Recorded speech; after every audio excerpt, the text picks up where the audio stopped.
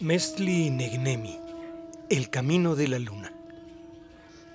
Este ciclo de la luna comienza con Oquisaco Mestli, la luna nueva, el 17 de abril de 2026, correspondiente a un día Matlactli Coscacuautli, en Tlacaxi Pehualistli, y terminará nuevamente en Oquisaco Mestli el 16 de mayo, un día Semiquistli, en Hueytosostli, predominando este periodo entonces en la veintena Tosostontli, la pequeña vigilia.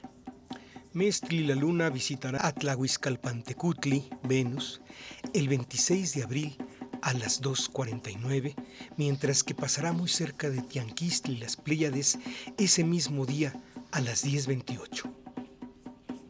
Posteriormente entrará en la constelación de Citlaltlaxtli, el juego de pelota, el día 22 de abril a las 6:06 para salir de él el 23 de abril a las 2:59.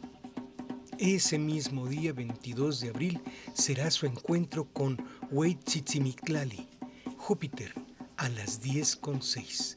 Finalmente el Hueyía Mestli, la luna creciente, se dará el 23 de abril a las 20:32.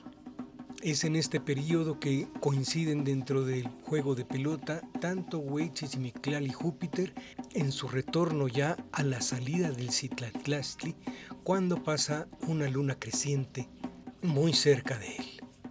Posteriormente, el 25 de abril a las 18:37, Mestli pasará muy cerca de Regulus, así como el 30 de abril pasará a un lado de Spica.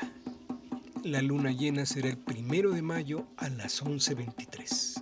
Para el 6 de mayo a las 13:21 pasará justo enfrente de Kolod y Shayak, el escorpión y su estrella Antares, para llegar a Cotonqui Mestli, la luna menguante, el 9 de mayo a las 15:10.